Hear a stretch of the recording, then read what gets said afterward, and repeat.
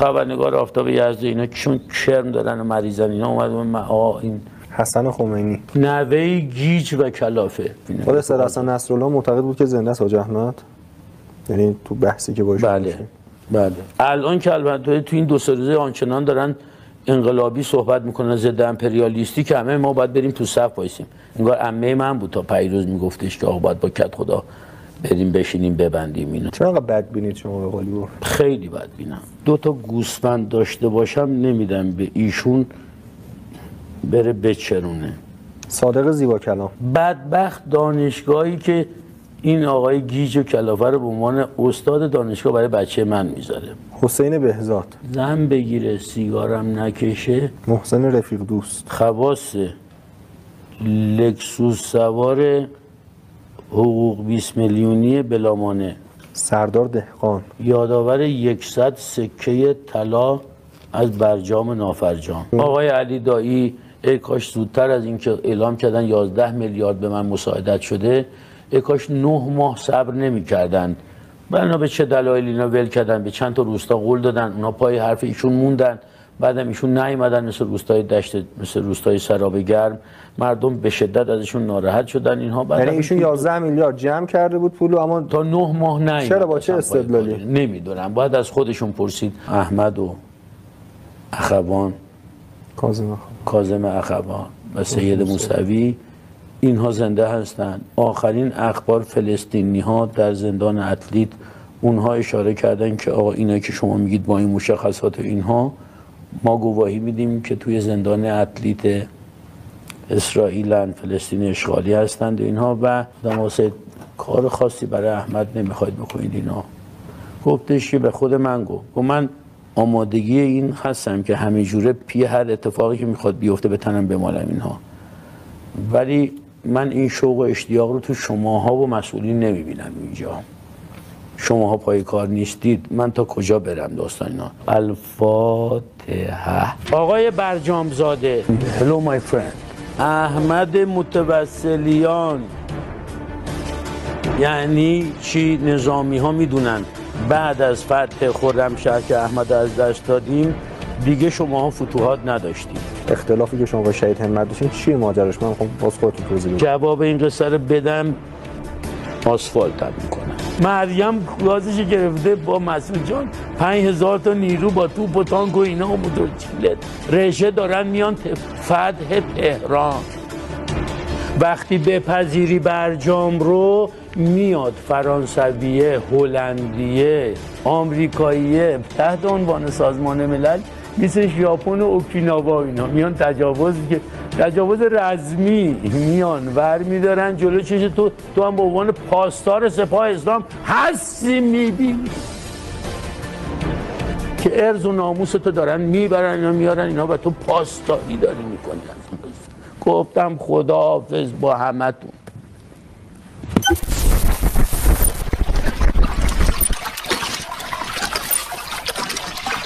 درود میفرستم بر شما خانم ها و آقایان گرامی. خوش آمدید به کانال اخبار ایران. بسیار خرسندیم از این که وقت گرانبهای خودتون رو میذارید و محتوای کانال رو تماشا میکنید. لطفاً کانال اخبار ایران رو که متعلق به خودتونه سابسکرایب کنید و تا پایان ویدیو با ما همراه باشید. در خدمت سردار سعید قاسمی هستیم، فعال فرهنگی، فعال سازندگی، نمیدونم دقیقاً باید چی بگیم، خلاصه در وصف شما فعال سیاسی. حالا دیگه اون عنوان وصفیشو خود شما توضیح بدین و خیلی خوشحالیم که در خدمت شما هست. همین اولش دارم به خود اذیت میشم، میتونم راحت باشم؟ بله راحت باشین. اصلا برنامه یعنی اینجا راحت باشید. مثل دوستیمان نیست، هر تو دوست داری حرف بزنید. من اومدم اینجا رو این صندلی نشستم، برنامه‌های قبلی شما رو هم دیدم. چند تا چهره نامربوط روی این صندلی نشستن که مشخصا دوست ندارم روی این بشینم. اصلا صندلیمون عوض کردیم. یا شما فصل 1 اونو دیدید. این صندلی‌ها کامل عوض شده. عوض شد. عوض شد، خیلیتون راحت. بسیار عالی. روی این صندلی که شما نشستین، آدمایی که نشستن اکثرا مربوط بودن. خلاصه خیلیتون از این جهت راحت. حالا رنگش که مثلا رنگش قرمز بود زیاد میشه، ولی کن مشخصا اون صندلی چون اون چند تا فتنه‌گر و اینها اومدن نشستن که هم نامربوطند و اینها و من اصلا مشخصا با خودشون تفکرشون اینها ایراد دارم. اینها تو دانشگاه هم چند جای دعوتم کردن، اینها رفتم، قبلش رفته بودن نشسته بودن، مجبور شدم عوض کنم. خدا رو شکر که حالا این خود آرامش برقرار شد.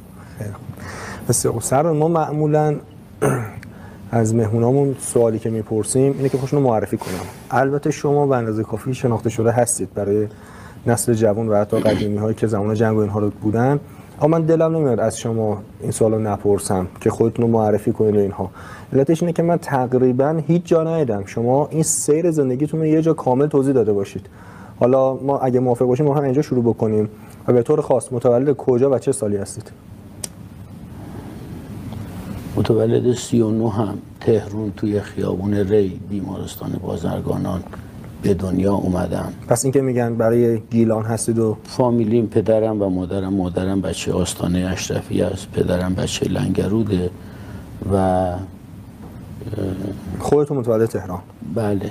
و عزیزی که شما باشید تولدمو گفتم و عرضم به حضور شما که یه دونه داداش دارم، یه همشیره دارم، اینا هر جفتشون فرهنگی هن.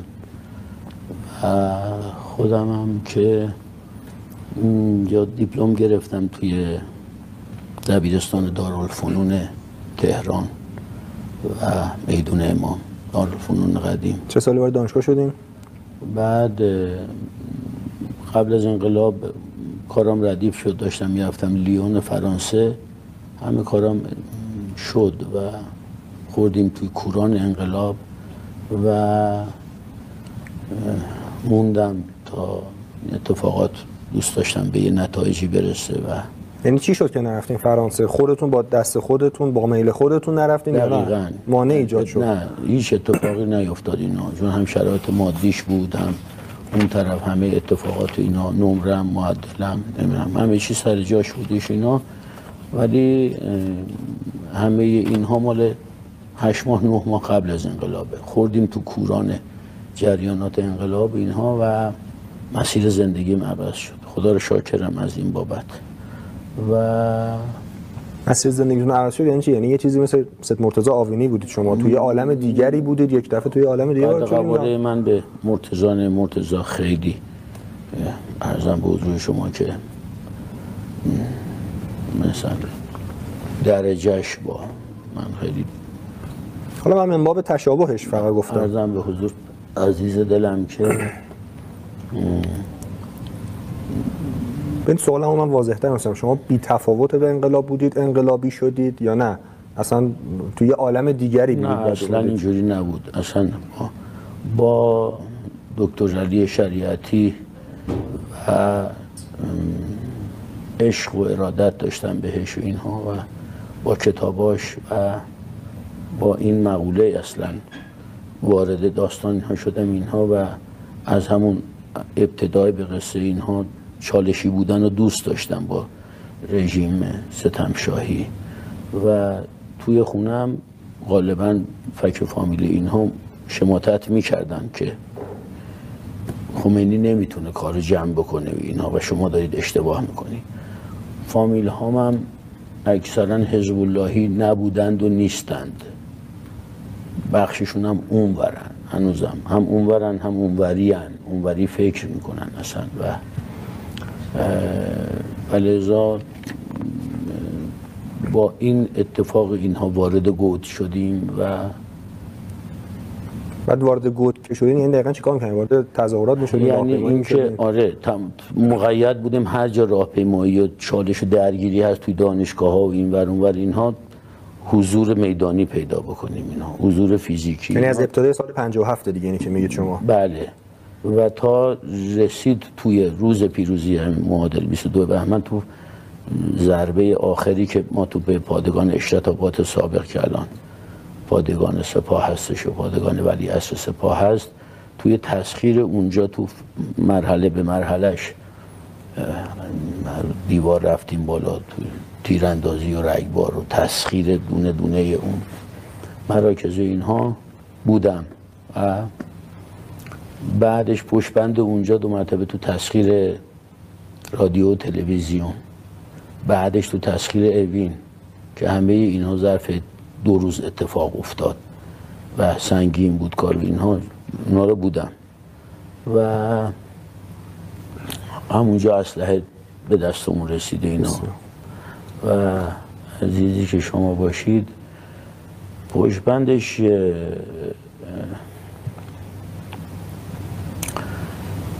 این پادگانی که الان پادگان امام حسینه معروف بود به هنگ نوجوانان که متعلق به ارتش بود و لشکر زرهی قزوین اومده بود اونجا با ادواتش برای اینکه تهران رو به خاک و خون بکشه. با سقوط رژیم در 22 بهمن این پادگان افتاد دست نیروهای مردمی و یه طیف خاصی که شامل جناب آقای قرضی، خواهر طاهره دباغ،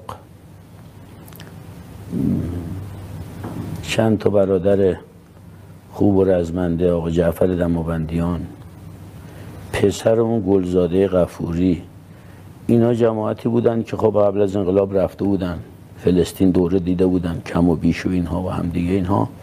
پادگان افتاد دست این طیف. این بخش از زندگیمو که دارم میگم تا حالا تقریبا هیچ جا نگفتم، اولین بار دارم میگم اینا، یعنی حتی مثلا قرار شد اینا، حالا چرا هم الان گفتم نمیدونم. بگید اتفاقا من سکوت کردم شاید چون که مثلا همین بخشش هم یه ورقای جدیدی از زندگی اینا، چون بعداً اینا دوچار یک اتفاقاتی شد اونجا و اینها، اون پادگان اینها مثلا پسر عادی گلزاده غفوری و اینها دوچار اعوجاجاتی شدند و اینها و بعد ما تا آخر قصه نموندیم توی اونجا و خواهر طاهره دباغ رحمت الله علیه رفتن یه مقطعی شدن فرمانده سپاه همدان و عرضم به حضور شما که تو کردستان اتفاقاتی افتاد که ما با جمعی از بچه‌های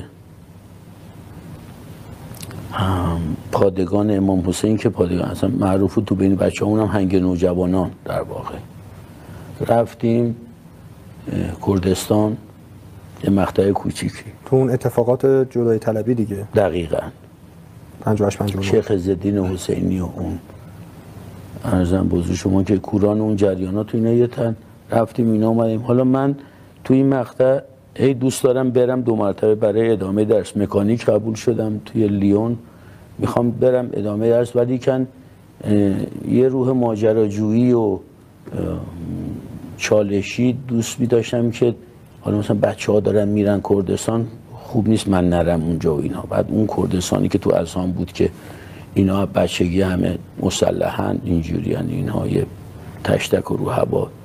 شما دقیقاً چه سالی رفتین کردستان؟ 58. بعد چند وقت اونجا بودید؟ مدت فاز تو 3 نوبت اتفاق کار نظامی کردین اونجا؟ یعنی مثلا نه، اولش هم به حساب این که مثلا میریم به عنوان تحت پوشش کارهای جهادی و اینها، به عنوان یه جهادگر رفتیم اونجا و اینها، ولی تو همونجا دست به اسلحه شدیم. یعنی یه شرایطی اتفاق افتاد که باید یه طرف انتخاب میکردیم وقتی که طرف مقابل ما درگیری ایجاد میکنه اینها.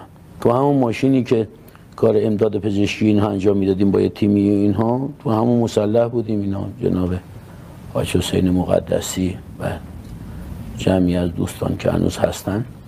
عزیزی که شما باشید،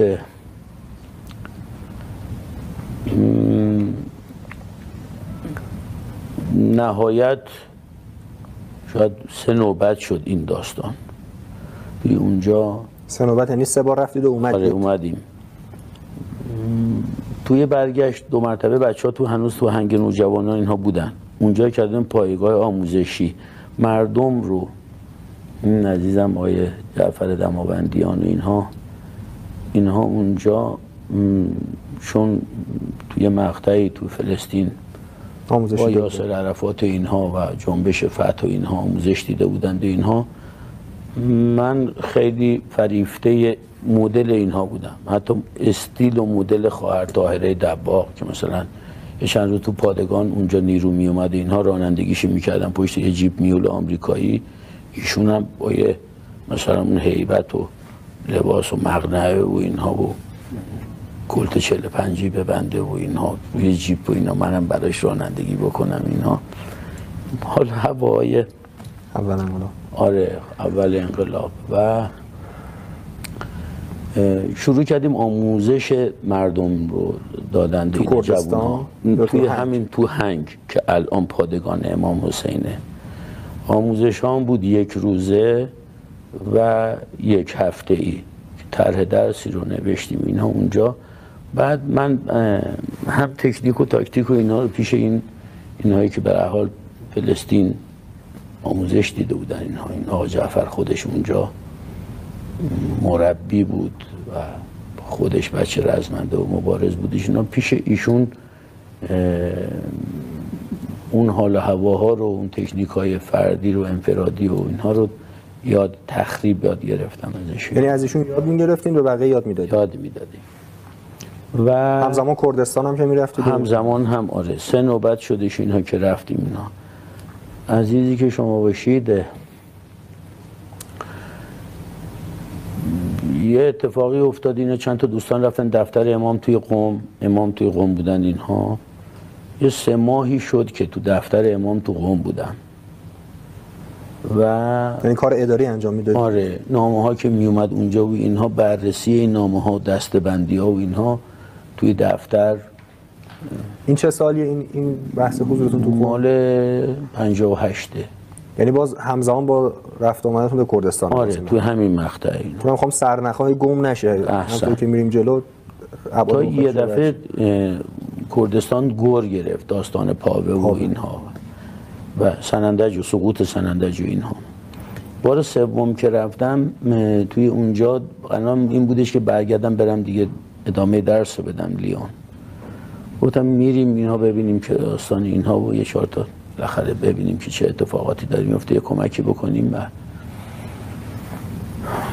اونجا افتادم تو تور محمد بروجردی. یعنی اولین آشناییتون با محمد بروجردی و برای بچه‌هاش. آشنایی با محمد بروجردی کلا مسیر زندگی ما عوض کرد. یعنی این یه چهره‌ای که اشداء علی الکفار رحماء بینهم، اون الان معروف به مسیح کردستان، اون حال و هوای این به دلیل اینکه ما از مسیح یه چهره با موهای بلند و چشمای آبی و اینها اینجوری برامون تصور کردند اینها توی فیلم ها و اینها.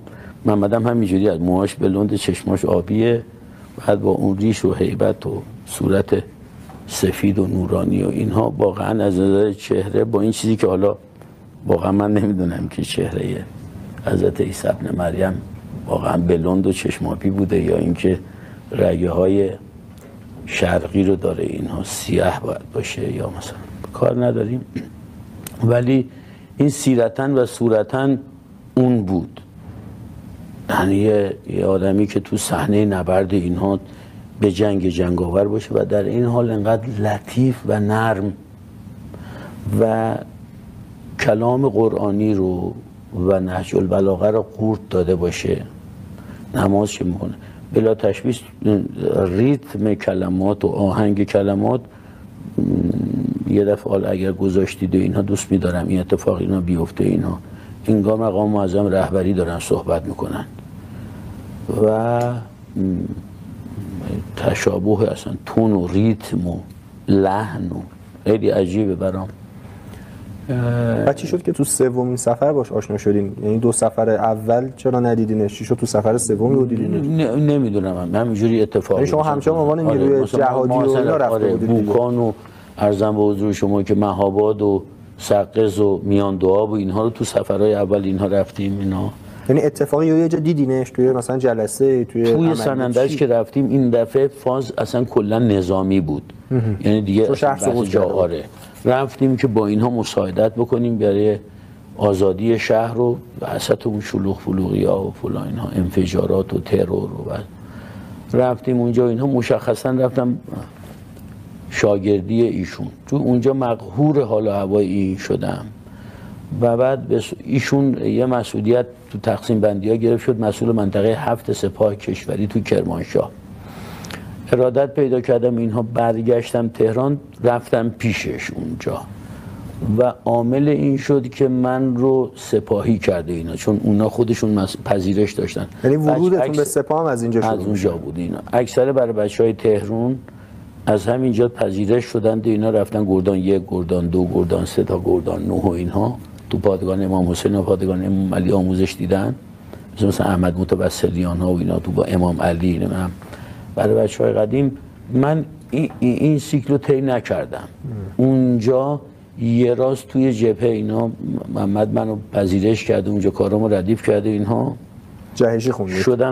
شدم سپاهی توی منطقه سپاه 7 کشوری و لیون هم که دیگه پرید. لیون هم پرید از اونجا، یعنی دیگه فراموش کردم، مثلا مقهور این چهره شدم که همه چیزهایی که مثلا راجع به امام علی شنیده بودم، این که مثلا چجوری آدم میتونه که تکاور باشه، جنگنده باشه و بعد نه یه ارتشی، مثلا اون موقع برای ما تکاور رو مثلا نوهدی ها، مثلا یه مدت هم اونجا مقطعی که پیش محمد بروجردی بودم اینها زیر دست نوهدی ها، بهترین های نوهد اساتیدی که تو آمریکا دوره دیده بودن، اینها عمان رفته بودن، ویتنام رفته بودن، اینها پیش زیر دست اینها آموزش دیدم.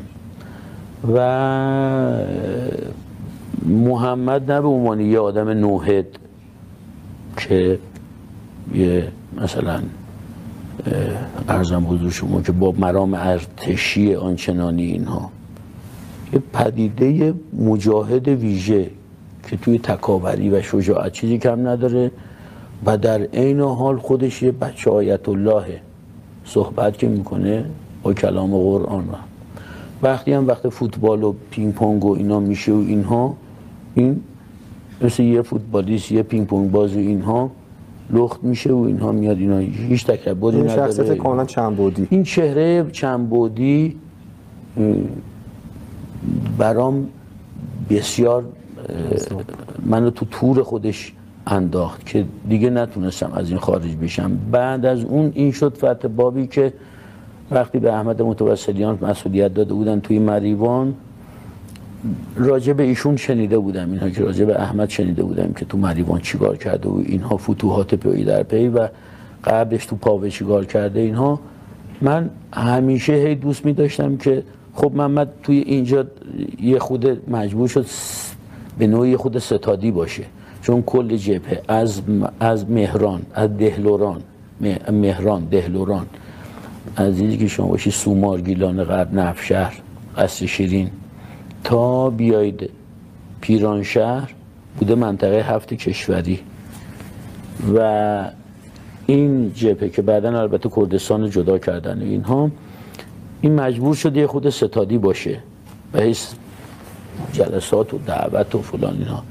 من دوست نمی داشتم این حالت و اینها رو، نمیدونم، حال هوام این نبودش. عملیاتی دوست داشتم، دوست می داشتم که همش تو صحنه باشم. توی اولین 2 تا دیدار احمد متوسلیان اومد سنندج و برگشت. توی دومیش که من باهاش آشنا شده بودم اینا، اولین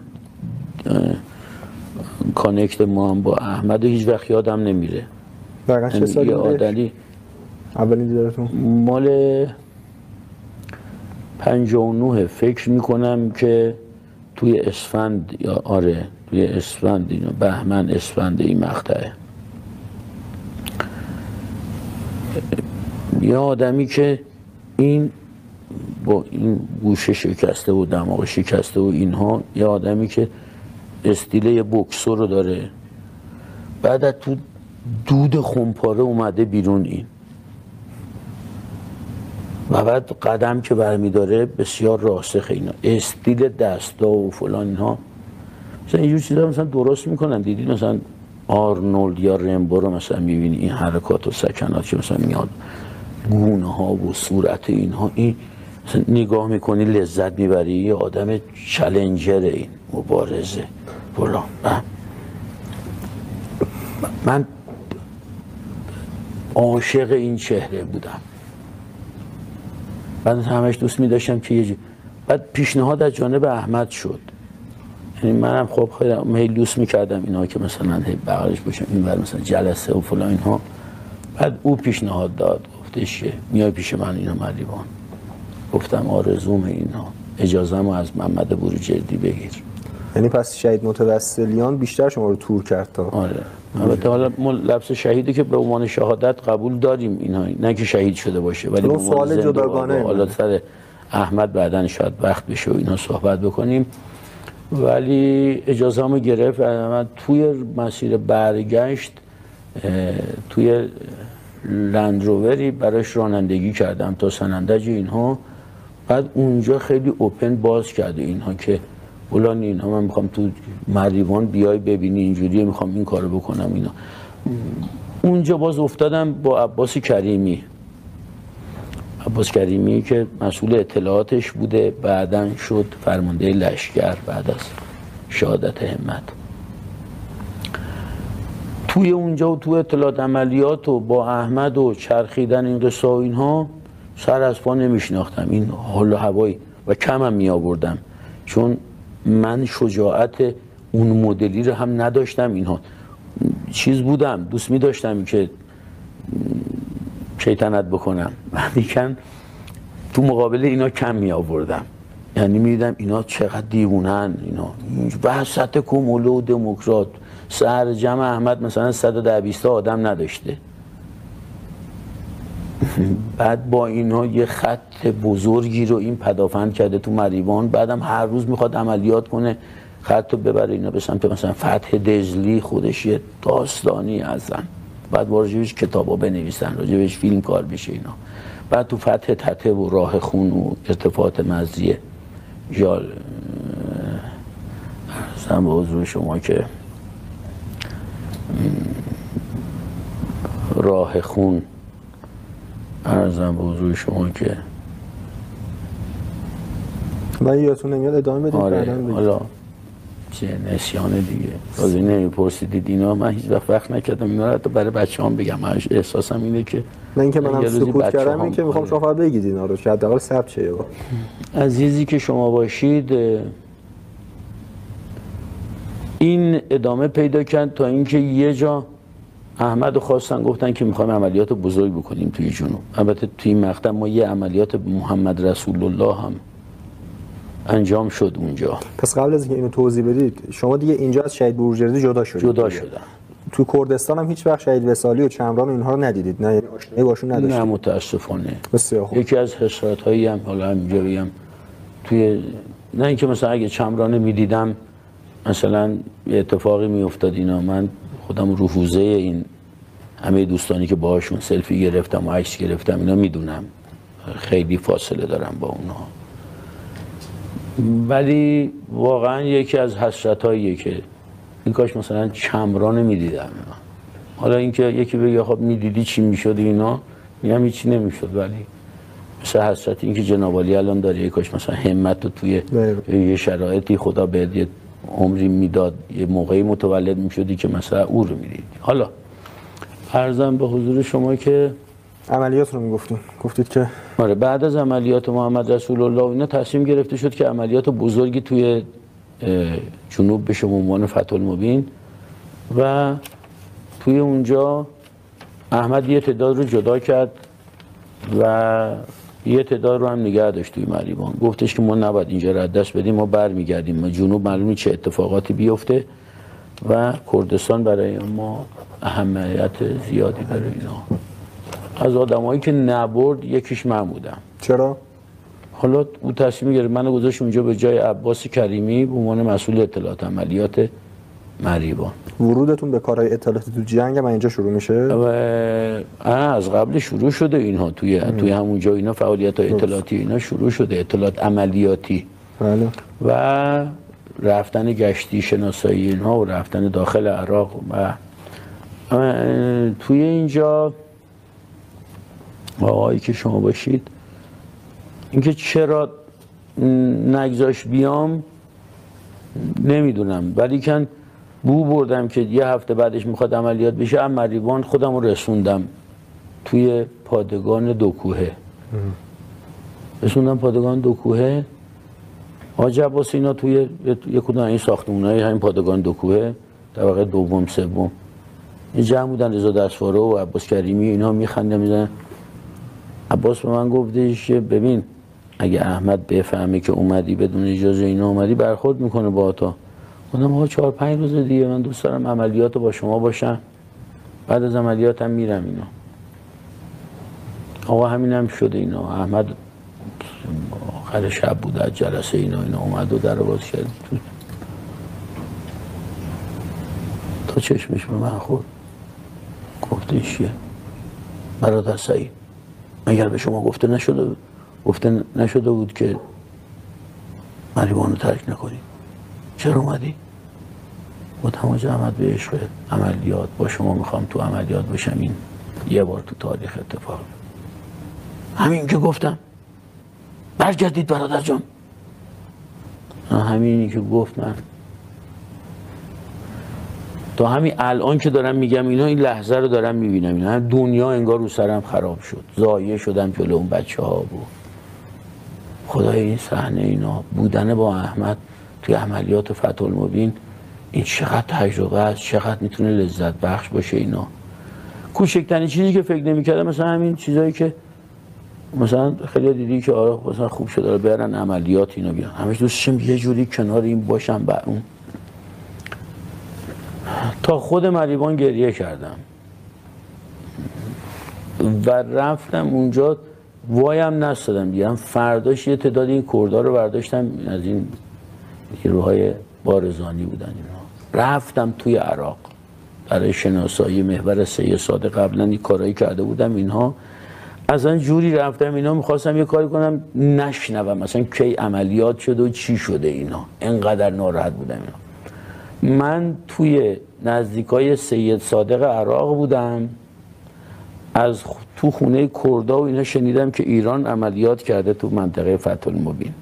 بازم هی دوست نمی داشتم اینا و هم دوست می‌داشتم بشنوم اینها، هم میگفتم نامردی کرده احمد بهم اینها، نذاش من ولش کن اینجا اینا، من بذار اینجا شناسایی کنم تا سید صادق و اینا احمد بیاد خوشش میاد اینا که ما راه کارهایی بلدم که اینا رو تو عمق عراق بعدم ببرم برای عملیات.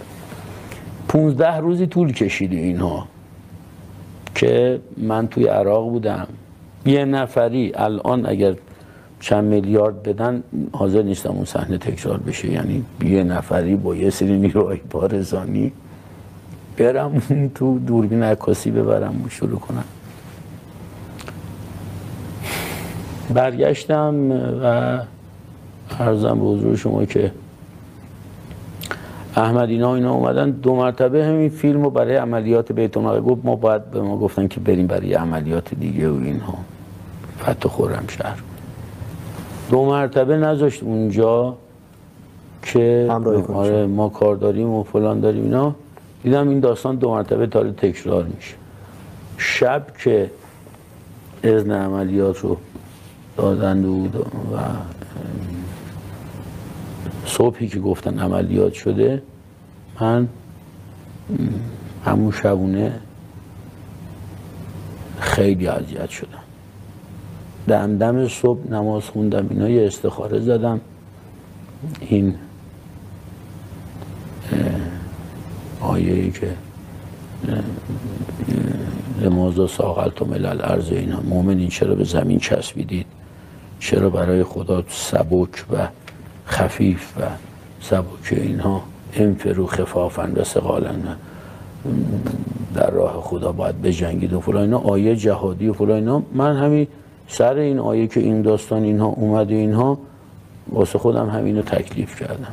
یه بادگیری داشتم تازه یه سری این موتورهای هوندا 250 باکشوتوری اومده بود، من یه دونه این بادگیرای کانگورویی این زیپی داشتش اینجا و اینها یه مقدار چیزی اینا خورده ریز ریختم این تو، یه دونه کوله پشتی و بادگیر و بساط اینا و یه دونه از این عینک هایی که قبلا حالا مثلا این فیلم های چه گوارا نشون میداد دور یا با موتورسیکلت اینا.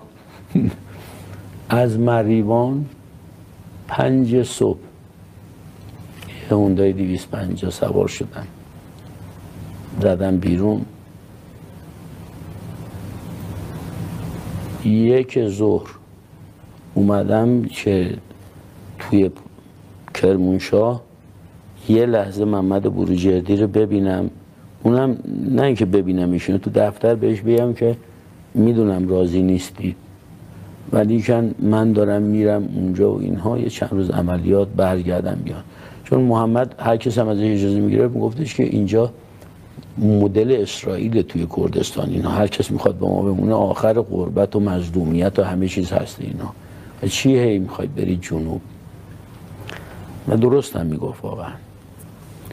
ولی خب ما دوست داشتیم این تجربه تاریخی حضور مثلا فتح خرمشهر یه بار اتفاق میفته. محمد از دیدگاه خودش درست میگفت، دوست نداشت ما بریم اونجا. میدونستم که این آدمایی که باهاش هستن اینا برند و اینا بالاخره نصف میشن برمیگردن، 1/3 برمیگردن، لطاپار میشن. همینجوری هم شد، عباس همینجور، نمیدونم ارزم محمود شهبازی همینجور، اینا همه را دست دادیم. و آقایی که شما باشید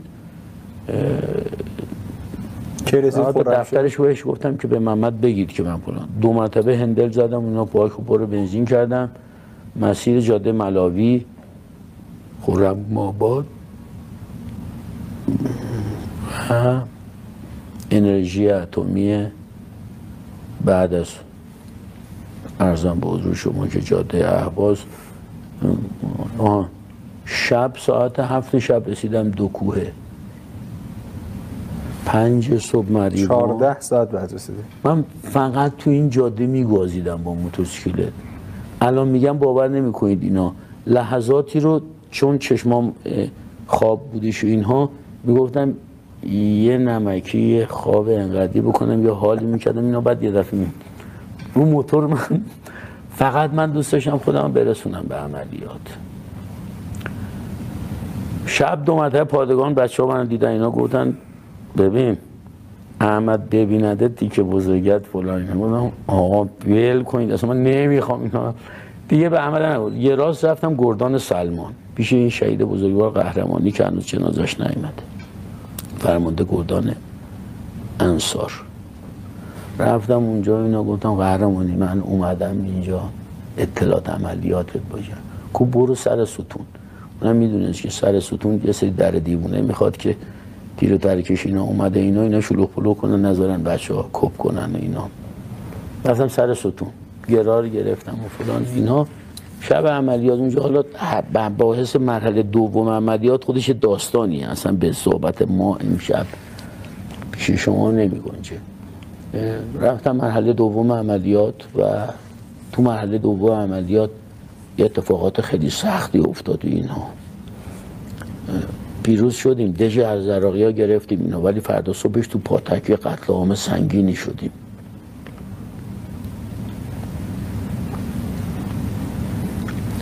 خیلی ها کنار چشمم تیکه پاره شدن. یعنی همینجوری که تانک ها روی خاکریز یه پهلو گرفتن، از اون جلیز ویلیز همه در می اومد.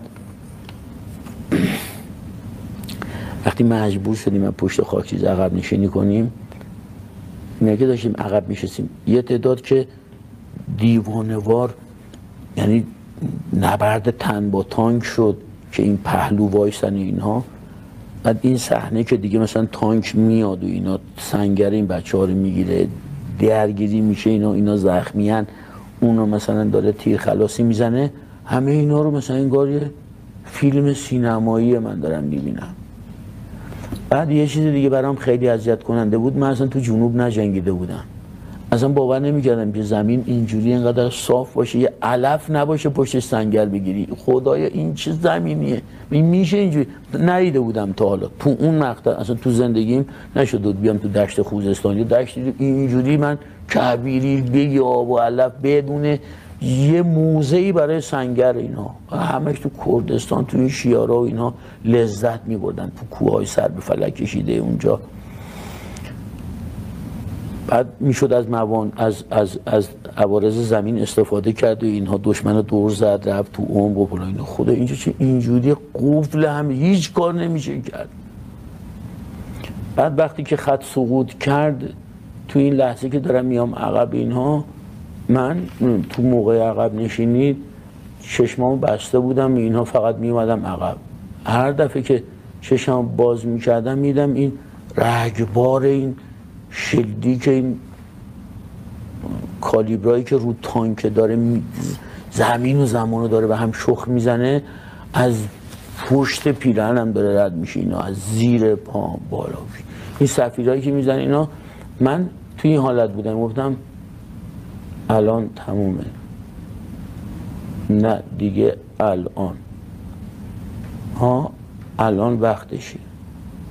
بعد این جلو مثلا بچه ها اینا افتادن، مثلا یکی رو زدن جلوم افتاد، این بچه خورد تو سرش، اینها همین که افتاد این همینجوری خون این زمین رو داشت، مثل یه چشمه‌ای که تازه از زمین داره این خون داشت. و من اومدم بالای سر این بچه که مثلا به اصطلاح خودم مثلا دستش بگیرم بگم پاشو بریم، اینها دیدم بچه داره حالا یا قرآن میخوند یا اینکه مثلا اینها حمد میخوند، یه چنین چیزی. اینها دیدم که داره زمزمه میکنه اینها. بعد اومدم بلندش کنم که مثلا بسرم پاشو بریم، مثلا دیدم که این. بعد ناخودآگاه به ذهنم افتاد، گفتم اسلحه‌شو با خودم ببرم اینها، حالا که این که افتاده اینا. اسلحه رو برداشتم، 4 قدم اومدم جلوتر، دیدم اینقدر سنگین است من خودم هم نمیتونم بیارم اینا. اسلحه‌ش هم انداختم اونجا. حالا این حجم آدمایی که داریم میایم عقب، یه دفعه باید 3 کیلومتر بیایم عقب. ما 13 کیلومتر پیشروی کردیم، برای اینکه این تیکر از ما گرفتن برسیم به یه جای دیگه 3 کیلومتر باید بیام عقب اینها. از دژ مرزی یه خاکیز عقب‌تر داریم 3 کیلومتر که برسیم اینجا وایسیم پداپن.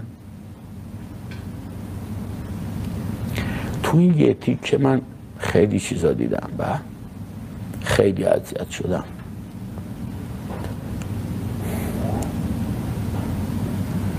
تا اینکه چه تقدیره که تو زیر اون همه گوله بالا پایین این و لای موت اینا رد میشی میای اینها، این یه چیزیه که دیگه فقط اون میخواد که این اتفاق بیفته. و الا برای خودم من عرض کردم مثلا چشم بسته بودم، گفتم الان تموم شد. شما مجروح هم نشدین؟ نشدم، هیچ طوریم نشد. این همه گوله تانک، تیر مستقیم تانکی کالیبر، چون خط رو از پهلو شکسته بودن اینها، حداقل 30 تا 40 تا تانک. بعد همه اینا که اومده بودن خط گرفتن از پهلو میزدن دیگه، اینا مجبور بودن، هیچ کاری نمیتونستن بکنن. اون شب خیلی سختی بود گذشت بر ما و اینها. و اگرچه شب بعدش 2 مرتبه بچه ها زدن و اینها، اومدیم روی دژ جنازه ها رو جمع کردیم و فلان اینها. این شد مرحله دوم قصه اینا. من اومدم اینها و یه خورده تجدید فراشی کردیم به خدا. حالا 1-2 روزی گذشت تا برسه به مرحله عملیات مرحله سوم. احمد خیلی ها را دست داده بود اونجا، حسین قجیمون از دست داده بود، بزبایی را دست داده بود، نمیدونم صمد یکتا که مسئول اطلاعاتمون بودش اینو، اون شهید نشده بود ولی تیر مستقیم خورده بود توی چیه، رفته بود بالای 106 اینا رو 106 داشت دیدبانی میکرد، اینا با تیر مستقیم زده بودن، اینا تو 106 پرت شده بود. بعد مثلا معلوم نبوده چی شد، بعد از عملیات سر کلش پیدا شد، مجروح شده بود، برده بودن اینها. و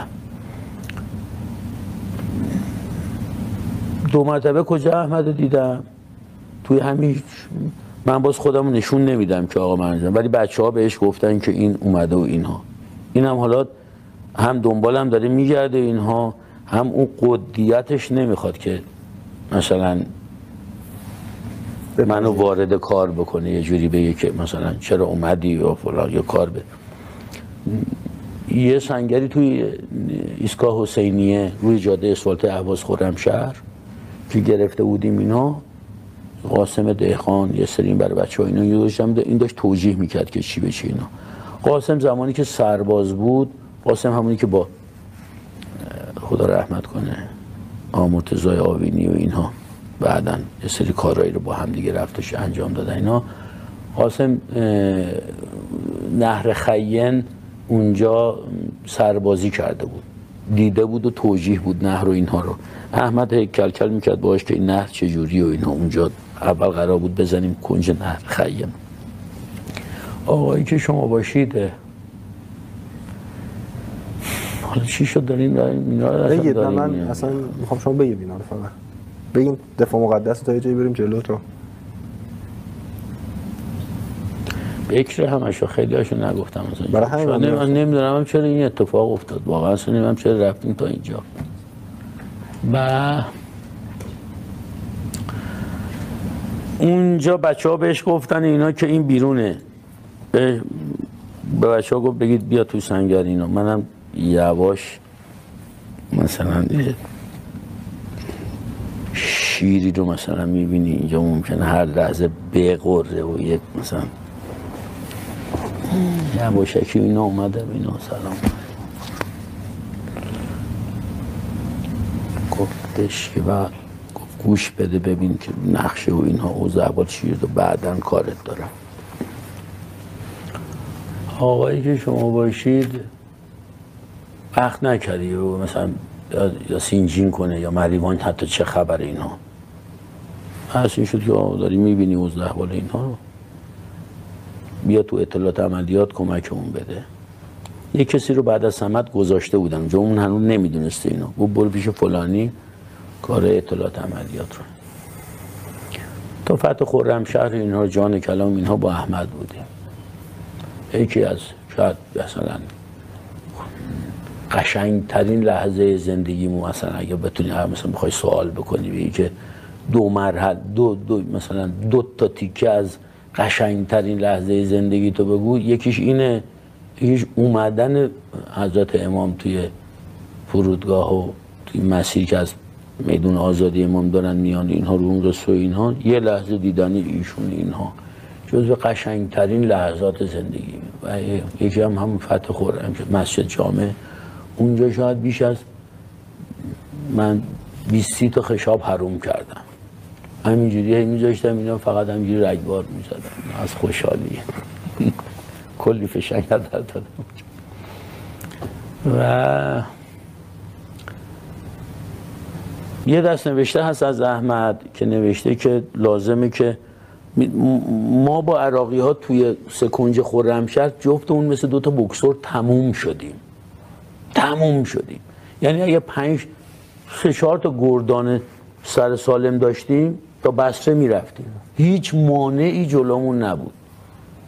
عراقی ها هم شاید اگه مثلا واقعا انرژی می داشتن اونجا میخواستن بزنن بیا اینا ما هم لطه پار شده بودیم. ما تو مرحله دوم کارمون تموم شده بود که اصلا رفتن پیش حضرت امام به امام گفتن که صیاد میگه که با آقای رضایی رفتیم پیش امام گفتیم که به شما قول داده بودیم که خرمشهر ولی اینقدر موانع زیاده نمیشه و بعد مثلا اینا انتظار داشتن امام مثلا یا فشاری بذاره یا نه میگن 2 تا جمله امام گفته اینجا فرمودن امام که تا توکلتان چقدر باشد بعدم پا شدن از سر نقش و اینا بلند شدن رفت. صیاد میگه که فرمودن که هر آنچه که لازمه تدبیر است رو انجام دهید مابقی را به او توکل کنید. 2 تا روایت از این 2 تا شخص هست بی تاریخ تا توکل. بعد اینا هم اومدن اینا یعنی قرار بوده کسی جمع کنیم بریم بعداً 2 مرتبه بیایم اینا صیاد و آقای رضایی میان اینها برای این فرمانده لشکر و تیپا اینا صحبت میکنن یا امام چی گفت اینا امام فرمودن که تا توکلتان چقدر باشد همین این 2 تا کلام 2 مرتبه نمیدونم چجوری بگم اینها فقط اینو میدونم که با چاشنی صحبت‌های احمد که گفتش آقا این اتفاق پیش اومده رفتن اینا با چاشنی که قاطیش شدند که جمله معروفش اینه که اینقدر می جنگیم توی اینجا و اینها تا فقط لبخند بر روی لبان امام باشه لبخند رضایت همین برای ما کفایت میکنه. من بی اغراق نیست بگم که این 7-8-10 تا گردانی که اونجا داشت کوه دماوند در مقابلشون بود کوه و اینا جا به جا میکردن بدون اغراق دارم اینو عرض میکنم یعنی یه سری آدم های فولادینی که اصلا اینا در دیوونه ها هیچی نمیشناسن هم لطه پار در و داغون اینها میخوان برگردن اصلا خودشون دارن آماده میکنن برگردن اینها وقتی میگن اصلا نفس قدسی امام و احمد من اینا رو به چشم دیدم یعنی یه سری آدم که برای دادن جون اینا واقعا هیچ پرهیز و درنگی ندارن. اینا کمتر گیر میاد اینا. البته بگم اینا رو یه موقع ما واقعا فکر میکردیم که تخم اون نسل و ملخ خورد اصلا، تعبیر لوری خودمون، ولی توی همین دوره 5-6 ساله فتنه سوریه و اینا همه این جوانایی که تو قد قواره حججی اینها رفتن به فرماندهی ژنرال قاسم سلیمانی، همون اتفاق به نوعی افتاد. یعنی اصلا چهرهایی که اینا توی اونجا فقط یه زیارت بیبی زینب اینها بعد برن وایسن در مقابلش. اصلا داعش یه لفظ کلمه است، یعنی یک دنیایی که در مقابل ما توی اونجا. عزیزی که شما باشید اجازه میخوام که این بخش رو کات کنیم، یعنی بذاریم به عنوان فتح خرمشهر تا به تعبیر حضرت آقا جوانان من، فرزندان من، خرمشهرهای دیگری در پیش داریم. یه دفعه 36-7 سال بپریم بیایم این بر. خسته شدم راجع به من چند تا سوالات با همون بحث دفاع مقدس رو کم کم از این بحث عبور بکنیم. سردار شما توی قسمتی از صحبتاتون وقتی من گفتم شهید متوسلیان انگار اعتراض کردیم، گفتین در واقع مشخص نیست که در واقع ایشون شهید هستش یا در واقع جاویدالاثر است. تحلیل شما چیه؟ اصلا خبری داریم در این باره مگه؟ این لفظ شهید 2 تا بار داره، یکی که شهید زنده، حی، آگاه، فلان اینا و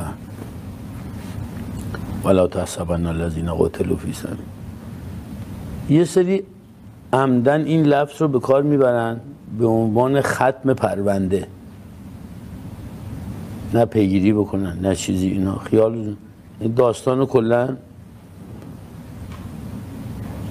شما خبری دارین در این رابطه؟ ما خبری داریم. این دوستانی که میگن شهید شده خبری دارن، طریق برهان خلف بریم داستانو.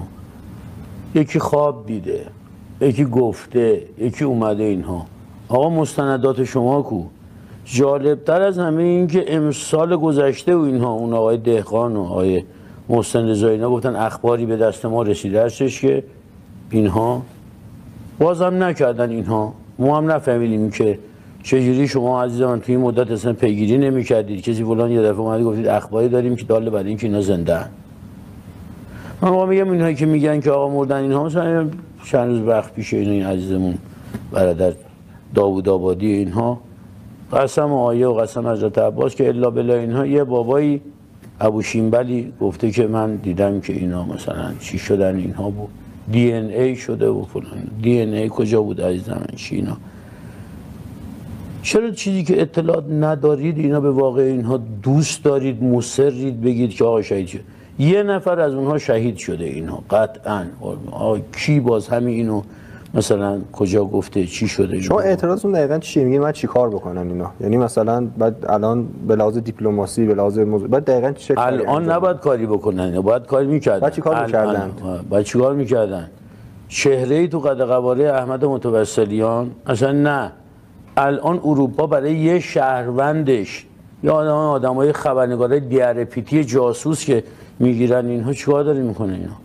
رون آراد کیه؟ یه خلبان متجاوز اینها که میگن نمیدونم خدا رحمت کنه سالگرد عماد مغنی هم هست، دست عماد بود و اینها، بعد بردن ایران و فلان. خلبان متجاوز، یه بچه دماغویی که یه خلبان حالا متجاوز اسرائیلیه. خب این تجاوز کرده. آقا الان بیش از 30 خورده سال از این داستان داره میگذره. اینا هر سال به یاده. امروز روزیه که در خلبانی سلو شد به افتخار ایشون هیبی پورا. فردا روزیه که فلان جشن تولدش براش بگیرید اینا. پس اون فردا این تاریخ بود هواپیمایشو زدن. یا آدم متجاوز اینا.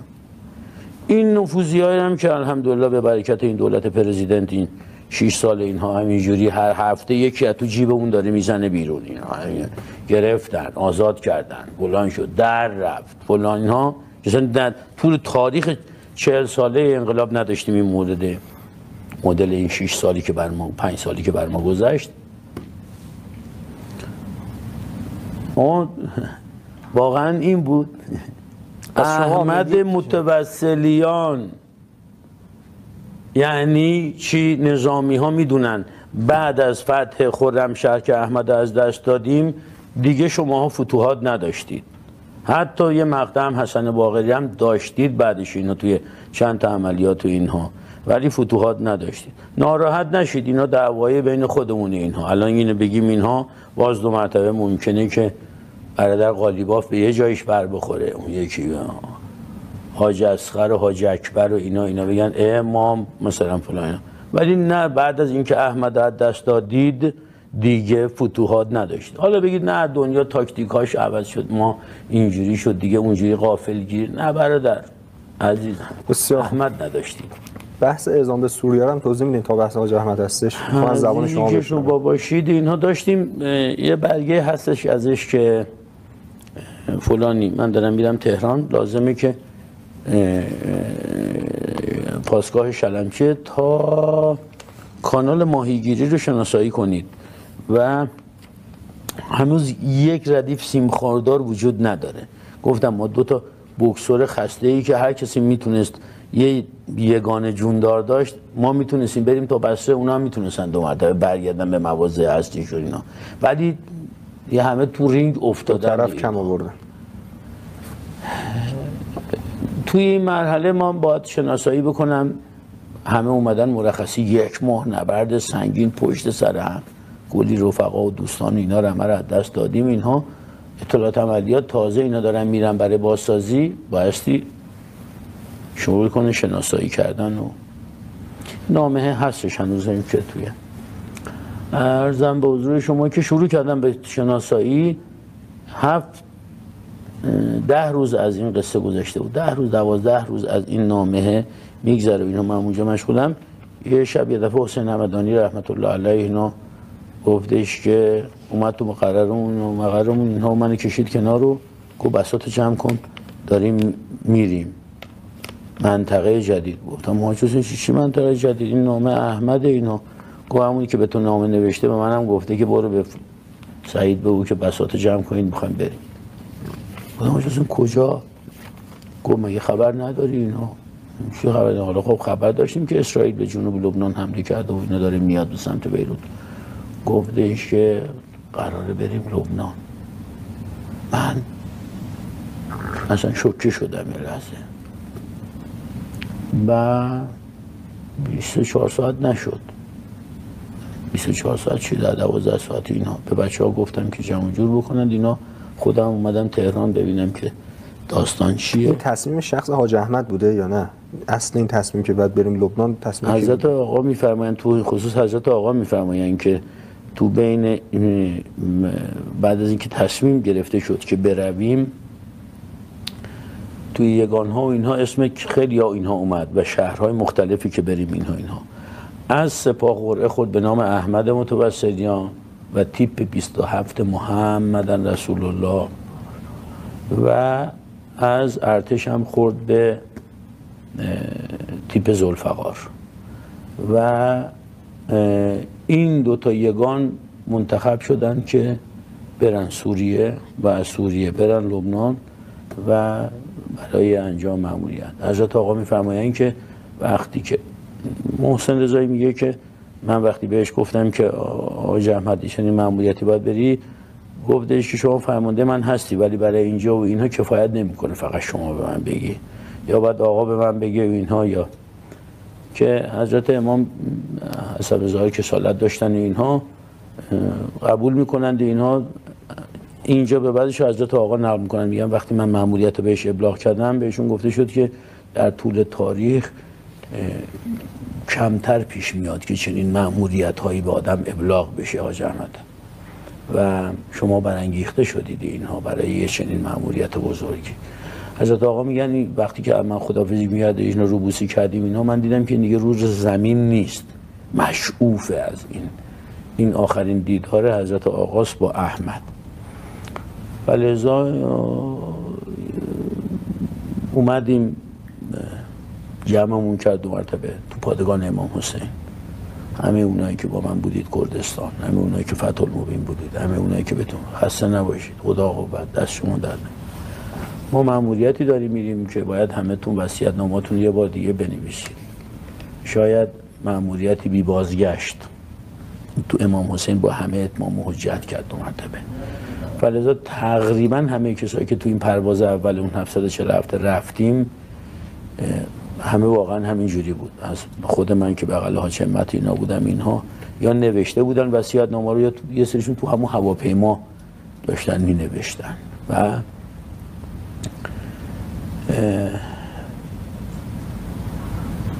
داستان احمد و سوریه و اولین مجموعه‌ای که اومدن دور بارگاه بی زینب با وصیت‌نامه‌ای که نوشته بودن، لباس‌های خاکی و لباس‌های فرم سپاه سینه زدن. اونجا این نورایی محسن خون برای بچه‌ها اینها، زینب توی حرم سینه زدن و قش کردن اینها و مردمی که از لبنان و فلسطینیای رانده شده و افاقینه‌ای که از قبل بودن اینها اونجا با ما توی این حرم چه اتفاقاتی اینها افتاد.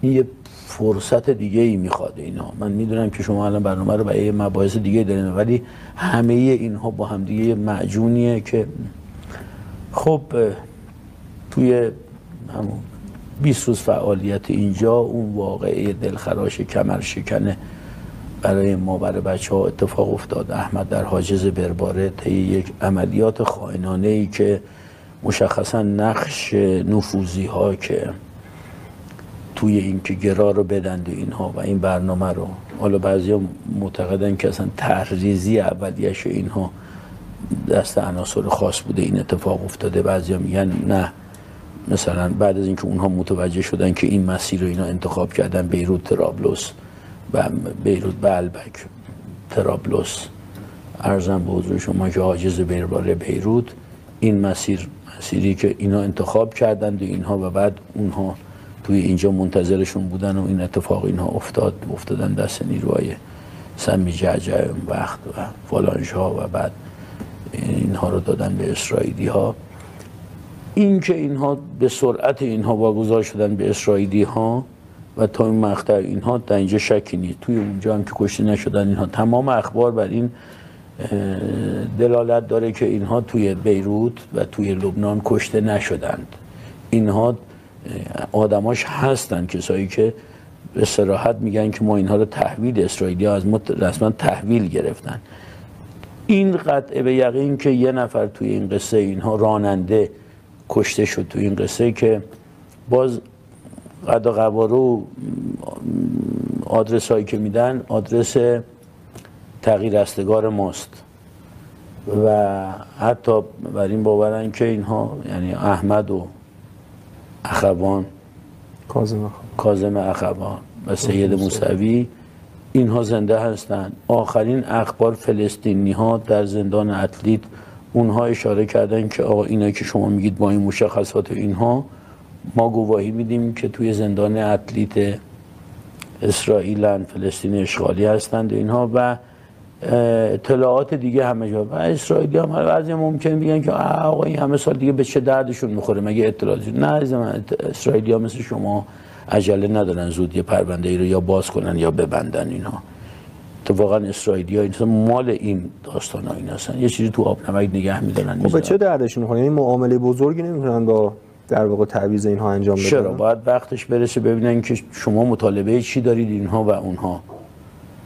ما اینجا واقعا برای این قصه یه دفعه قصه مال چندین سال پیش بودش، اینا که تو لبنان بودم با سید حسن حفظه الله آدم واسه کار خاصی برای احمد نمیخواید بکنید اینا، گفتش که به خود من گفت من آمادگی این هستم که همه جوره پی هر اتفاقی که میخواد بیفته بتنم بمالم اینها، ولی من این شوق و اشتیاق رو تو شماها و مسئولین نمیبینم. اینجا شماها پای کار نیستید، من تا کجا برم داستان اینا؟ شما دیدید که برای 2 تا اسیری که ما گرفتیم از اسرائیلیا جنگ 16 روزه، جنگ چی اتفاق افتاد دیگه اونجا، 33 روزه اتفاق افتاد اونجا و متأخرش پای کار بودیم سر 2 نفر اون طرفی. خود سید حسن نصرالله معتقد بود که زنده است حاج احمد، یعنی تو بحثی که باشه.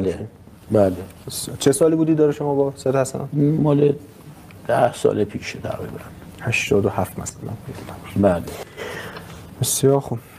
بعد برگردیم حالا این بحث سوریه رو من خواستم از شما بپرسم و توضیحتون خیلی خوب بود.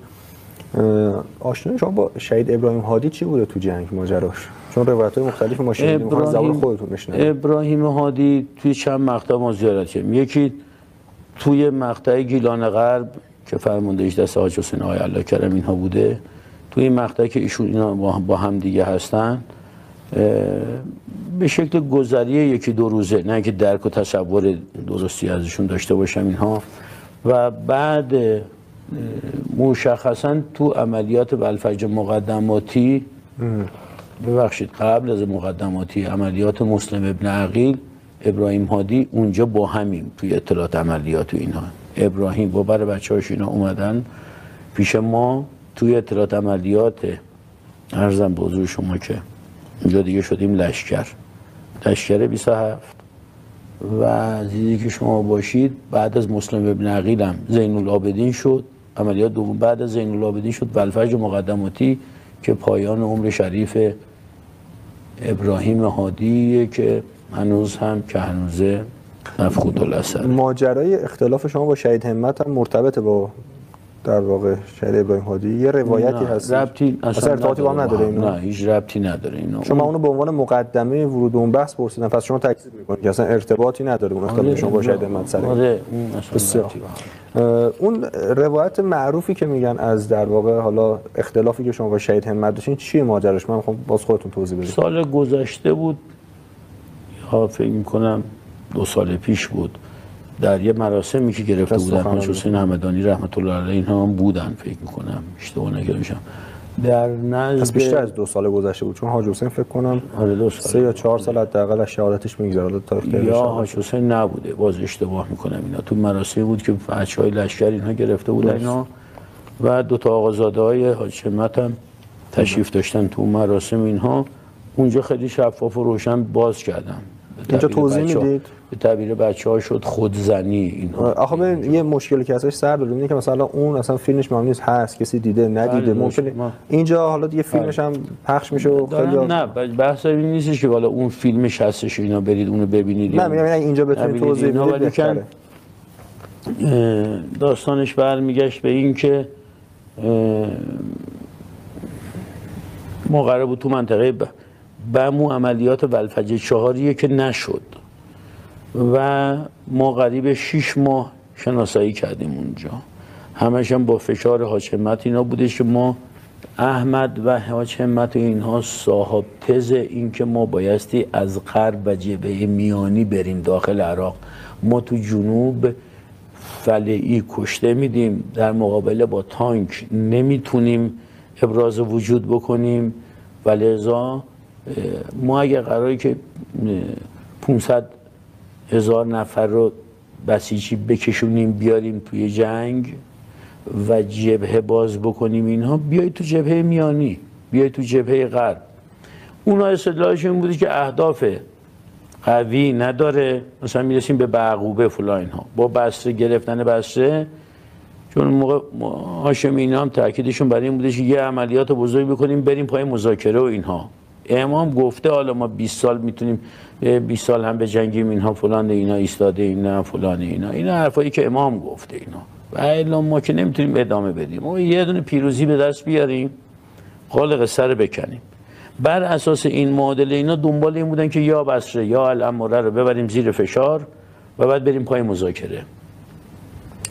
اما این ور نه، اهداف این نبود که آقا واقعا اگه که امام گفته که ادامه بدید، ما این ور میتونیم که نه اون تلفات میدیم نه بعد دلایل دیگه وجود داشت برای اینکه چرا جبهه میانی نه و غرب نه عقبه نداره فلان نداره، مباحث نظامیه که البته خوبه که یه فرصتی واقعا صادقانه اینها رو باز کنن، نه اینکه آقای محسن رضایی هر سال بیاد یه چیز بگه. امسال هم که این افتضاح این بحثی که یه دفعه پیش آوردن اینها که آقا عملیات بلفجر 4 و بلفجر 5 عملیات بلفجر 4 کربلای 4 عملیات فریب بوده و اینها، بعدم گفتن مردم مباحث نظامی رو نمیفهمن، اینا الفاظ نظامیه و بعد دیگه همه رو آوردن تو تلویزیون، اینا از حاج قاسم و قالیباف و اینا رو آوردن که جمع کنن صحبت ایشون هم اومدن اینها و احساسی کردن و گریه کردن اینا، در صورتی که خب تو سال قبل یه چیزی گفتی، الان حالا مباحثش بماند سر جای خودش.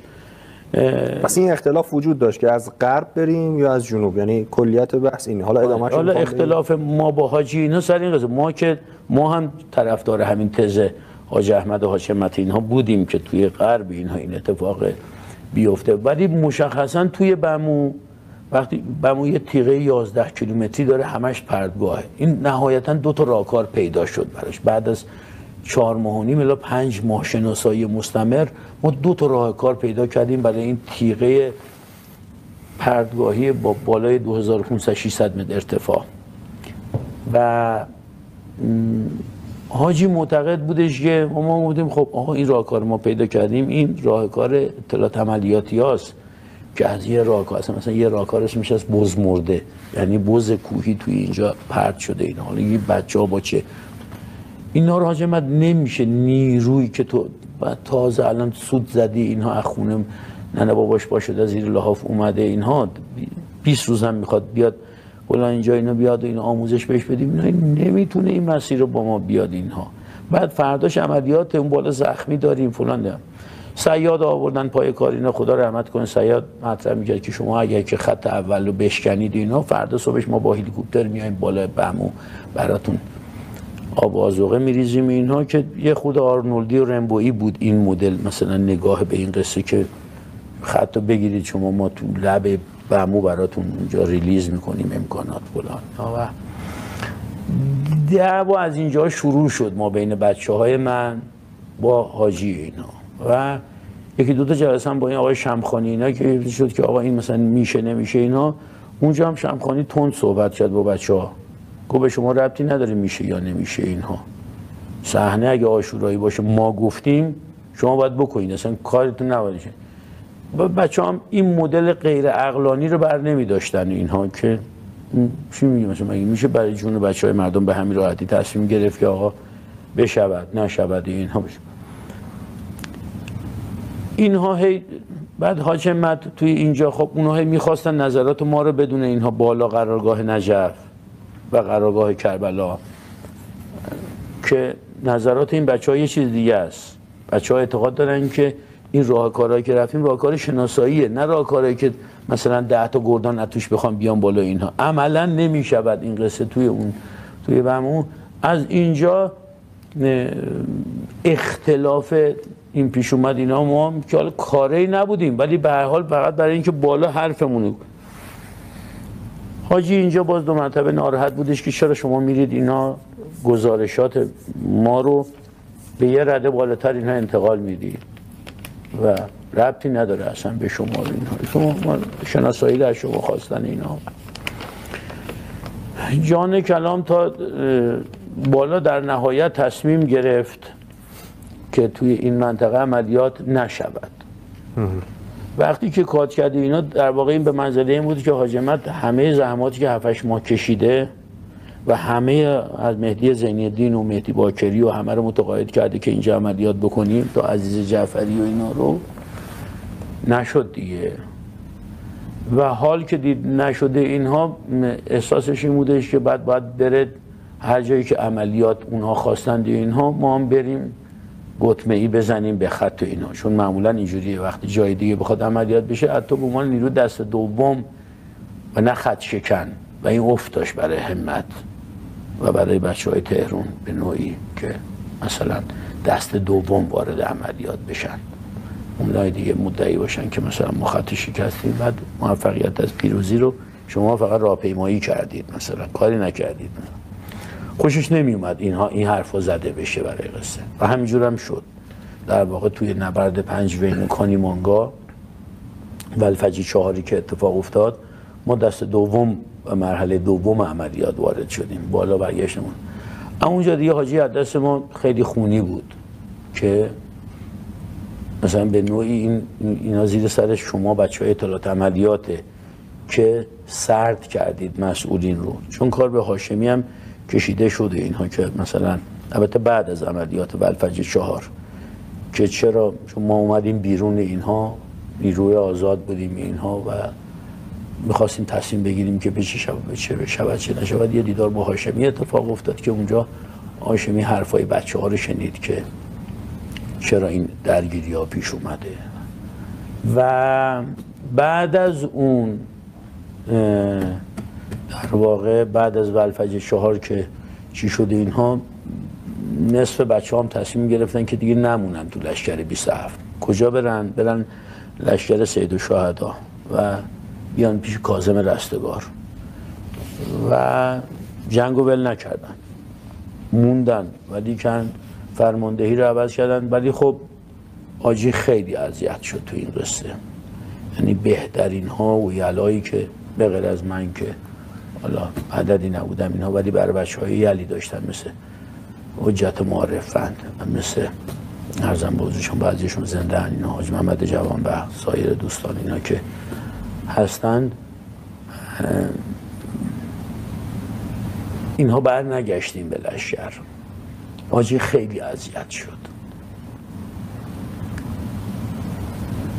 بعدها سوال شد از اینها که یه زمان برگرده به عقب اینها. گفتم نه، میپذیرم اشتباهم رو، نه از بابت اینکه اونهایی که میگفتیم که آقا عملیات بشه به حاجی میگیم نه حاجی عملیات میشه، نه بازم میگفتیم عملیات نمیشه، عملیات موفق نمیشه، این نیروها نمیتونن توی این سوراخ بیان اینها اونجا و اینها. فردا هم اینی که آقا صیاد میگه که با هلیکوپتر میایم اونجا براتون بارریزی میکنیم، اینا این اتفاقا هم زیر تیر مستقیم تانک و خطی که کامل نشکسته اتفاق نمیافته، اینا رویاییه. ولی کن به نسبت این که بعدها که دیدم تو کربلای 4 و کربلای 5 اینا همینجوری کیمیایی میزنن، اینها فله‌ای میریزیم، بودم حاج محمد روحت شاد، تو میفهمیدی این قصه اینها که اینجوری میشه و ای کاش که مخالفت فقط در همون حد میکردیم، کما اینکه در همین حدم که شمشیر کشی نکردیم. حاجی ناراحت بود که چرا شما فرمانده ها رو گزارشایی میدید که فرمانده ها رو سرد میکنید اینا. یعنی از اینجا پایش شروع شد اون اختلاف اینها و الا مبنا مطلب دیگه اینا. بسیار خوب. سردار، یه شبهه‌ای که خیلی مطرحه در ارتباط جنگ و البته کم و بیش ممکن پاسخ داده شده باشه بهش، اما هنوزم برای نسلی که جنگو کمتر دیده و اصلا ندیده خیلی شبهه در واقع پررنگه اینه که چرا ما بعد از فتح خرمشهر جنگو ادامه دادیم؟ خب مگه ما دسته برتر نداشتیم؟ مگه خاک خودمون پس نگرفتیم؟ خب دیگه ادامه جنگ که معنی نداشت، انگار تجاوز میکنیم، حالا این دیگه ما متجاوزیم. اینو شما به عنوان کسی که فعال میدانی بودید اون موقع، رزمنده بودید، از نزدیک دیده بودید، واقعا تحلیلتون چیه؟ یعنی الان بعد از 30 سال بیشتر 30 و خورده سال. یه سوال دیگه من بپرسم. بفهمید. ما هزاران بار جواب این سوال دادیم، چرا این سوال به عنوان یه تخم لق و تخم هرزه پیوسته زنده است، اما جوابهایی که خیلی عقلانی و روان و فلان هم هست، این جوابه اصلا پخش نمیشه؟ قبلش اینو بدونم خیلی خوبه. چرا سواله به عنوان یک تخم لق فتنه در دانشگاه ها در اینجا هی تکرار میشه، هی میپرسن، اما جوابی که راحت 100 تا کتاب گفتن اینها از قول فرماندهان سیاسیون نظامیون اینا جواب داده شده، اینا چرا این جوابه؟ الانم جواب بدم اینا میبینم فقط من آب در هون دارم میکوبم. یعنی چقدر شما مخاطب دارید ایکس تعداد اینا. 2 مرتبه این سوال تو دانشگاه اینا هست. آقا قرار بود شاید یه علتش اینه که بالاخره خراب کردن راحته، ساختن سخته، این شبهه انداختن خیلی راحته. به غیر از اون این واقعا درسته همین فرمایشی که پاسخ دادنش سخته، ولی پاسخش که باید بیاد تو کتب درسی برادر، تو کتب درسی. کتب درسی کدوم کتب درسی؟ یعنی همینی که الان 2 ساله درس حسین فهمیده رو کشیدید بیرون، چون گفتن که این دستور رسیده از بالا و این درس سنگینه، کلاس 4 باید بکشید بیرون. کشیدن بیرون. بعد گفتن اشتباه شد، می‌خواستیم بذاریم کلاس 6. گفتن خب چرا نذاشتید؟ گفتن یادمون رفت. 2 سال الان آقایون یادشون رفت که درس حسین فهمیدن. اون سیستم وقتی عناد داره با این مقولات و اینها، این جوابه به جایی نمیرسه. ولی اصلا الان برام مهم نیست اصلا جواب بدم شما بشنوید اینجا اینا، که حالا 2 تا پارامتر وجود داره. آقا کی اومد بگه که خب بعد از فتح خرمشهر اینا صلح؟ کی؟ دلایل اسناد یکی اصلا آورد که کیا پای صلح بودن؟ یه حرفی زده شده عربستان گفته من خساراتو میپذیرم، آقا صلح بکنید. اینا گفته کی؟ اینا یعنی پای کار کی اومد؟ اینها چه مذاکراتی شما اینجا میگید اصلا آمادگی صلح از اون طرف وجود اصلا وجود نداشت. چنین حرفایی نه که حرفی که اینا زده میشه. خب اون کسی که این شبهه رو میندازه میگه آقا شما جنگو تموم کردید، پیدا میشد طرف صلح، شما دیگه موقعی که خرمشهر رو گرفتی باز به جنگ ادامه میدی، خب معلومه نمیاد پای صلح. شما اتفاقا